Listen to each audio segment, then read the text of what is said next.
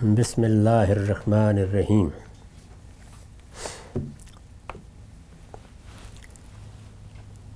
ہم ابو حمید ساعدی کی ایک مفصل روایت کا مطالعہ کر رہے ہیں۔ ابو داؤد میں یہ ذرا مختلف طریقے سے بیان ہوئی ہے۔ یہ حصہ پچھلی نشست میں رہ گیا تھا، اب ہم اس کو پڑھتے ہیں۔ ثم رکع فوضع یدیہ علی رکبتیہ کانہ قابض علیہما، یعنی رسول اللہ نے پھر رکوع کیا تو اپنے دونوں ہاتھ اپنے گھٹنوں پر رکھ لیے، ایسے جیسے گھٹنوں کو پکڑے ہوئے ہیں۔ یہ وہ اپنا مشاہدہ بیان کر رہے ہیں کہ میں نے رسول اللہ کو نماز پڑھتے دیکھا تو ایسے نماز پڑھتے تھے۔ وَوَتَّرَ يَدَيْهِ فَنَخَّاهُمَا عَنْ جَنْبَيْهِ، اور آپ نے اپنے دونوں ہاتھ یعنی جب وہ گھٹنوں پر رکھے تو کمان کے چلے کی طرح گویا سیدھے رکھے اور ان کو اپنے دونوں پہلوؤں سے الگ رکھا، یعنی ایسے ملا نہیں لیے جس وقت رکوع کیا۔ وقال، مزید بیان کیا، ثم سجدہ، پھر آپ نے سجدہ کیا جیسے کیا جاتا ہے۔ فَأَمْكَنَ أَنْفَهُ وَجَبْهَتُهُ الْأَرْضَ، تو اپنی پیشانی بھی اور اپنی ناک بھی زمین پر رکھ دی۔ وَنَخَّ يَدَيْهِ عَنْ جَنْبَيْهِ، اور اس موقع کے اوپر بھی پہلوؤں سے ہاتھ الگ رکھے، یعنی اس میں بھی ملا نہیں لیے سجدے میں جا کے بھی۔ وَوَضَعَ كَفَّيْهِ حَذْوَ مَنْكِبَيْهِ، اور اپنے دونوں ہاتھ اپنے دونوں کندھوں کے برابر زمین پر رکھے۔ جب زمین پر ہاتھ رکھتے ہیں ظاہر سجدہ کرنے کے لیے رکھے جاتے ہیں۔ وَفَرَّجَ بَيْنَ فَخِذَيْهِ غَيْرَ حَامِلٍ بَطْنَهُ عَلَى شَيْءٍ مِّن فَخِذَيْهِ حَتَّى فَرَغَ، اور اپنی دونوں رانوں کو بھی ملایا نہیں، یعنی ان کو کشادہ رکھا اور اپنا پیٹ بھی رانوں پر رکھ نہیں دیا، اس کو اٹھائے رکھا یہاں تک کہ آپ فارغ ہو گئے۔ یہی عام طور پر ہر مسلمان کو معلوم ہے، نماز ایسے ہی پڑھی جاتی ہے، تاہم لوگ غلطیاں کرتے ہیں، اور اس وقت بھی صحابہ کرام یہ سب اس لیے بیان کر رہے ہیں کہ لوگ ایسی غلطیاں نہ کریں، ان کو رسالت مآب صلی اللہ علیہ وسلم کی نماز کا علم رہے اور وہ ہر معاملے میں آپ ہی کی پیروی کریں۔ ثم جلسہ، پھر بیٹھ گئے جیسے ہم سجدہ کر کے بیٹھ جاتے ہیں۔ فافترش رجلہ الیسریٰ، جب بیٹھے تو اپنا بایاں پاؤں بچھا دیا، ایسے ہی ہوتا ہے جب دو زانو بیٹھتے ہیں تو بایاں پاؤں بچھا لیتے ہیں۔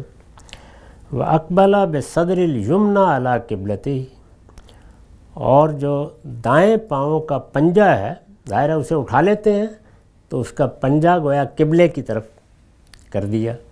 وَوَضَعَ كَفَّهُ الْيُمْنَى عَلَى رُكْبَتِهِ الْيُمْنَى، اور صرف یہی نہیں بلکہ جب بیٹھے تو اپنا دایاں ہاتھ اپنے دائیں گھٹنے پر رکھ دیا، دو زانو بیٹھتے وقت یہی کیا جاتا ہے۔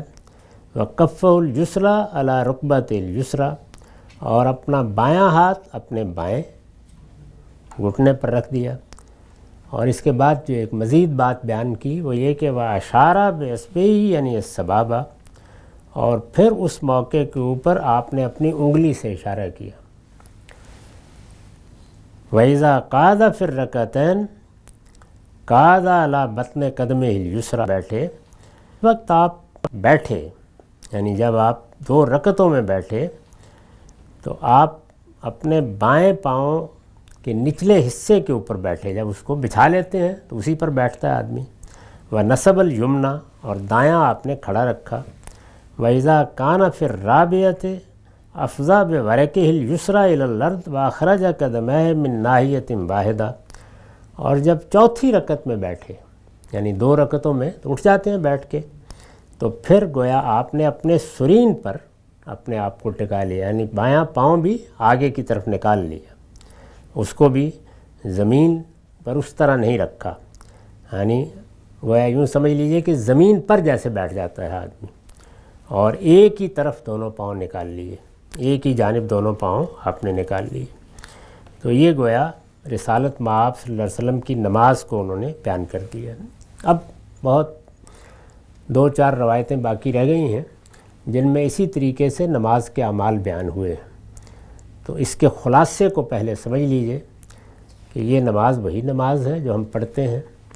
اس میں مسلمانوں کے ہاں جو چیزیں لازماً ملحوظ رکھنے کی ہیں ان میں کبھی کوئی اختلاف نہیں ہوا۔ 4 چیزیں ہیں جو اختیاری ہیں اور تمام اختلافات اسی میں ہوتے ہیں۔ یعنی نماز میں جو چیزیں لازم کر دی گئی ہیں، ابھی اعمال زیر بحث ہیں، اذکار اگلے ابواب میں آئیں گے۔ تو اعمال میں جو چیزیں لازم کر دی گئی ہیں ان پہ سب عمل پیرا ہوتے ہیں۔ یعنی نماز کی ابتدا دونوں ہاتھ اوپر اٹھا کے کی جاتی ہے، قیام کیا جاتا ہے، اسی طرح سے رکوع میں جاتے ہیں، قومے کے لیے اٹھتے ہیں، پھر 2 سجدے کرتے ہیں، اس کے بعد اگر 2 رکعتیں ہیں تو درمیان میں بیٹھتے ہیں۔ ایسے ہی پھر آخری رکعت میں جو رسول اللہ کے بیٹھنے کا طریقہ ہے کم و بیش سب لوگ اسی کی پیروی کرتے ہیں اپنے لحاظ سے۔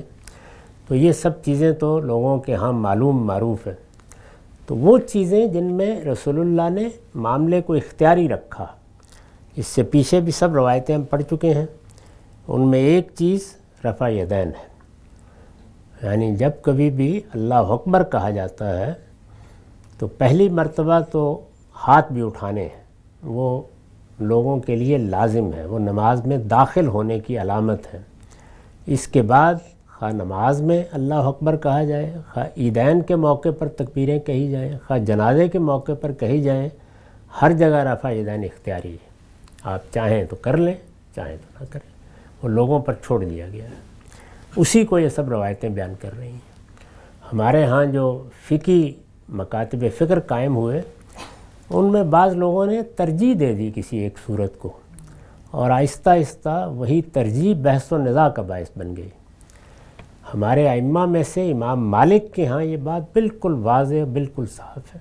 یعنی وہ ایسے تمام موقع پر یہی کہتے ہیں کہ ان شاء رفع و ان شاء لم یرفع، چاہے تو اٹھا لے، چاہے تو نہ اٹھائے۔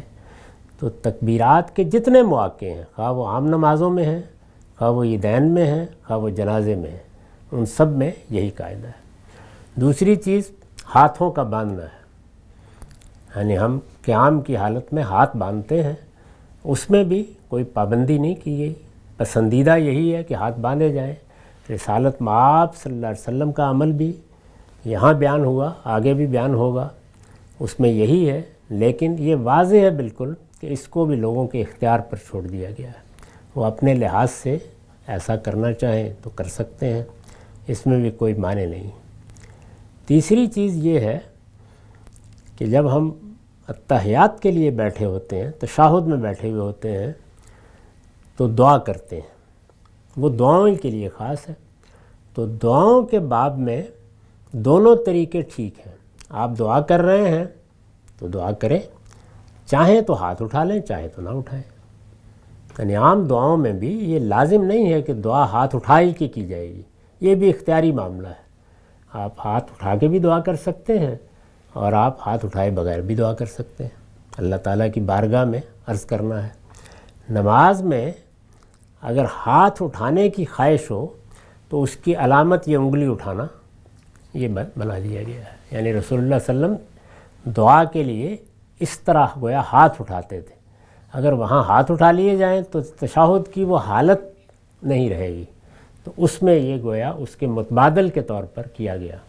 تو یہ بھی بالکل اسی طرح اختیاری ہے، یعنی آپ چاہیں تو اس طریقے سے انگلی اٹھائیں، چاہیں تو انگلی نہ اٹھائیں۔ یعنی یہ جتنی چیزیں ہیں یہ اس طرح کے میں نے عرض کیا کہ اختیاری چیزیں ہیں۔